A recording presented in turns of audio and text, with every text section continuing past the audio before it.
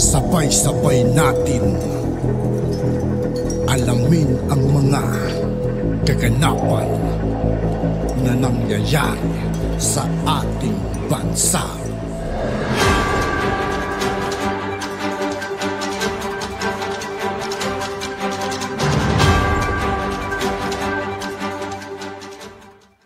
Yo, what's up mga kaibigan? This is Aituki po again. Ngayon nandito ulit tayo sa channel ni Pinas News Insider. Dito ulit tayo magbibigay ng komento at reaksyon. Kaya samahan nyo ko guys. Let's go! Ito ang balita ngayon. Viral ngayon sa mundo ng social media. Ang di umano'y balitang good news. Pangulong Bongbong Marcos umani ng $285 million investment pledges mula sa biyahe nito sa Malaysia. Grabe, ang laki mga kaibigan, ano? O higit kumulang sa 15.55 billion pesos dahil naniniwala si Pangulong Bongbong Marcos na ang pag-invest ng daan-daang milyong dolyares ng mga Malaysian firms sa Pilipinas ay patunay na malaking interes nitong mamuhunan sa Pilipinas. Pero bago ang lahat, kung bago ka pa lamang sa lahat ng hindi pa nakasubscribe mga kaibigan kay Pinas News Insider, mag-subscribe na po tayo at huwag nyo rin pong kalimutan mag-subscribe dito sa aking channel. Sa aming channel, please huwag kalimutang mag-subscribe at i-click ang notification bell para mas maging updated ka palalo sa lahat pa ng bagong video na i-upload namin. At eto na nga mga kababayan, kasabay nga ng pagsisikap ng Pangulong Bongbong Marcos sa pagpapakita ng masigla at pagbangon na ekonomiya ng bansa, ang Administrasyong Marcos itinulak na magbukas ng mas maraming oportunidad sa ekonomiya para sa mamayang Pilipino. Kaya idinaos ni Pangulong Bongbong Marcos Jr. ang Philippine Business Forum sa Kuala Lumpur, Malaysia, at sa 3 araw na state visit ni President Ferdinand Marcos Jr. sa Malaysia, umani ang Administrasyong Marcos ng kabuuang $285 million investment commitments matapos mangako ang mga Malaysian business leader na palawakin ang kanilang investment at operations sa Pilipinas. Patunay nga dito ay ang paglakas ng 7.6% ng ekonomiya ng bansa sa taong 2022. Ito'y ayon sa Philippine Statistics Authority, ang pinakamabilis na paglago ng ekonomiya ng bansa na naitala mula noong 1976. Kaya naman, nanatili naman ang Malaysia bilang isa sa top sources ng foreign direct investment ng Pilipinas. At sa kaganapang ito, nagipagpulong din kay Pangulong Bongbong Marcos ang Farm Fresh Berhad at nais ng kumpanya na maglagak ng $20 million na puhunan para sa cattle breeding at milk. Grabe mga ini-invest nilang pera mga kaibigan, ano? Sigurado pag lumaki yan, may kinabang at may kinabang ang Pilipinas. Napakagaling talaga ng ating mahal na Pangulo mga kaibigan. Hindi na sayang ang ating boto sa ating mahal na Pangulong Bongbong Marcos. Napakahusay. Milk production dahil nais ng Malaysian Dairy Company na magbukas ng large-scale cattle raising sa Pilipinas para sa milk production. Target din ng kumpanya na masimula ng operasyon ng kanilang negosyo sa taong 2028 kung saan nasa 200 na trabaho ang magbubukas para sa mga Pilipino. Kaya kung may tiyaga, may nilaga at kung may itinanim, may aanihin. Isa nga po ito sa mga pinaghihirapan at pinagsisikapan ni Pangulong Bongbong Marcos para matupad ang bagong Pilipinas. Samantala, hindi naman mapigilan ng marami sa ating mga kababayan na magbigay ng kanilang hinaing at komento sa mundo ng social media. At ayon pa sa kanila, wow, yan ang klaseng Pangulo PBBM natin. Tahimik lang, pero napakatalino. God bless to all. Wow, iba talaga tiwala nila sa Marcos family na di ginawa sa ibang nagdaang presidente. Ilang mga presidente ng mga taga-ibang bansa, no, na lumalapit talaga sa ating mahal na Pangulo. At ngayon lang din nangyayari yan mga kaibigan. Mula nung umupo ang ating mahal na Pangulong Bongbong Marcos. mga negosyante na ang lumalapit dito sa Pilipinas ngayon dahil sa ating mahal na Pangulo. Diba? Napakahusay ng ating mahal na Pangulo, mga kaibigan. Dente natin, iyak na naman mga makakaliwang grupo nito. Ano naman kaya ang ibabatong isyo kay PBBM? Hay mga tao na ayaw ng pagbabago sa Pilipinas. Go, go, go PBBM! Napakalakas ng magnet ng Pangulong PBBM Marcos. He's truly brilliant in all fields of governance. God bless you more, PBBM Marcos. PBBM, his mindset will make Philippine will great again. Malaysia Partnership for Business, not only Malaysia, also over the world. Unity brings love to another country. End quote. Ladies and gentlemen, the President of the Republic of the Philippines, His Excellency Ferdinand R. Marcos Jr.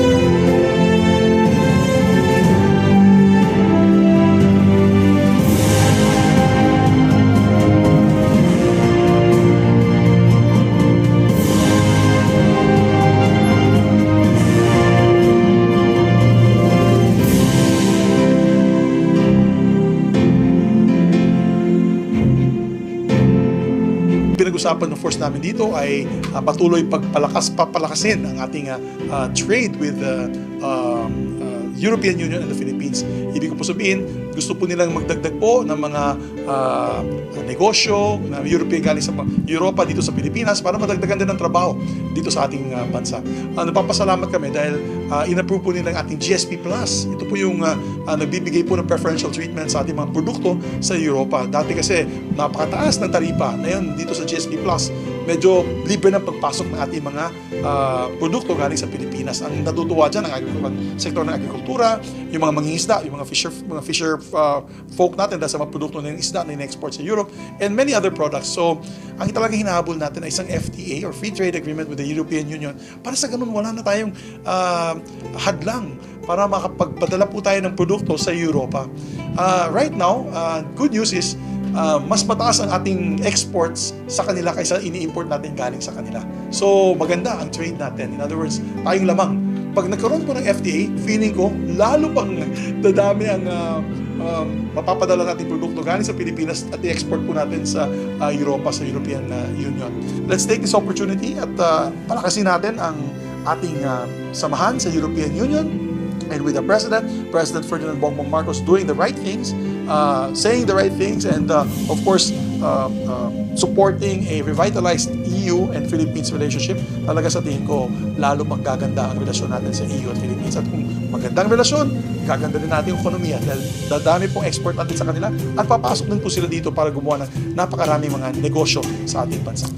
The last time I spoke before this audience at the APEC CEO Summit in Bangkok last year, I highlighted the need to accelerate our efforts to address structural and policy issues with a view to enabling rapid economic recovery and growth in a swift and sustained manner that creates jobs, draws more people into the mainstream economy, and reduces poverty and inequality.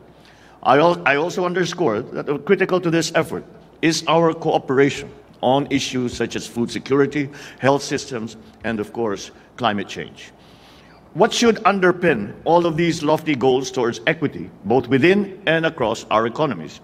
In the Philippines, our long-term ambition natin 2040, or our ambition for 2040, envisages comfortable, secure, and strongly rooted Filipinos where no one is poor or left behind. We aim to achieve this through, amongst others, strengthening agriculture and food production, industrialization, connectivity, and supply chains. driving growth through tourism, through trade, urban development, providing high-impact social services for health, education, skills uptake, and targeted support. Building climate-resilient and green infrastructure that will only sustain that will not only sustain our economic growth, but will also trickle welfare effects down to our most underserved sectors and those with untapped economic potential. We have quickly mobilized and targeted our efforts to address the needs of the most disadvantaged segments of our society. In food security and nutrition, we have rolled out food stamps to quell hunger and thus boost productivity, and reintroduced nutrition programs in schools so that our students can focus on learning. On top of our programs to provide agricultural lands to youth committed to contribute to our efforts in resilient and sustainable food production, our new Agrarian Emancipation Act has condoned the debts of over 610,000 farmers in our commitment to equitable land distribution. Our efforts will not waver until we will have broadened the provision of credit facilities and other support services, upgraded the skills of our farmers, and have provided high technology equipment and facilities, and connected them to demand sources through more and better farm-to-market roads and farm-to-consumer markets. We welcome the recommendations of ABAC in your 2022 report to APEC economic leaders, which includes fostering a sustainable and resilient food system through, among many others, enabling a meaningful and effective partnership with the private sector. Last year, we established the Private Sector Advisory Council, or the PSAC, to strengthen the voice and contributions of our private sector in government programs and initiatives in order to expedite the achievement of our economic objectives in recognition of the pivotal role of the business sector in this country's growth trajectory. Just like ABAC has work streams, one of our priority areas in PSAC is scaling up agriculture and cooperation between the private sector and the government to enhance food security by introducing programs that will help our farmers and those in the food value chain, such as digital farming methods and supply chain improvement strategies. Now, while our economies have common food security issues, there are other issues that are nuanced according to our unique conditions, our unique priorities, our different policies.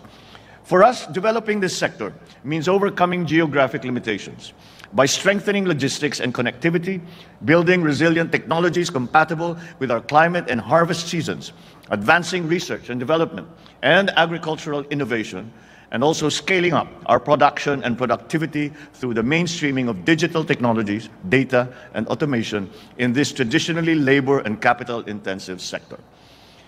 Effective cooperation in this regard demands cognizance of the unique challenges and opportunities in our respective economies so that we can carve a way forward toward the achievement of our collective goals.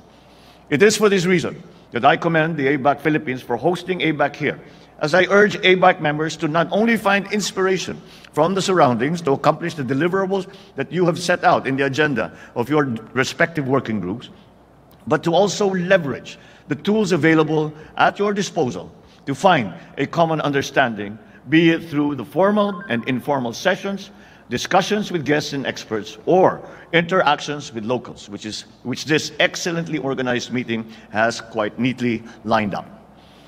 In line with the recommendations of ABAC, as we engage with the business community, technical cooperation and capacity building play pivotal roles in ensuring that our economies are capacitated to implement our agreements, hasten our development by learning from each other's expertise and experience, and for us to ultimately find complementarities in our economies to not only strengthen our regional value chains, but also create new markets and opportunities and foster equitable growth. A recent study by McKinsey reveals that the business sector contributes up to 72% of GDP, and this is triple the value in 1960, with companies now accounting for 85% of technology investment and labor productivity growth. Like how much of economic growth comes from the business sector, should economies wish to drive economic reforms and structural policy shifts, much of the momentum will also come from the same sector. Today's global challenges, such as climate change, ocean waste and pollution, shift to clean energy, smart city agglomeration, they all require the economies, the transformation of economic and business activities to ensure that these critical issues are effectively addressed, but in a sustainable and resilient manner. For our part, we stay committed to our nationally determined contributions, but we also have shifted the global discussion on climate change by now focusing on scientific findings and undertaking practical actions that may immediately be implemented on the ground, including through localizing our climate action plans, launching a sustainable finance roadmap to encourage public and private investments in green projects, and a sustainable finance framework for sovereign green bonds, pushing for a ban on single-use plastic and encouraging circular economy approaches, and not least, embarking on projects to accelerate the transition to clean energy. At yun na nga mga kababayan. At yun nga po mga kaibigan, dito po nagtatapos ang ating reaction video. Muli ako po si I2K ng Sundalo ng Dunggalo at 811. Maraming salamat sa patuloy na pagsuporta. Yeah, peace out.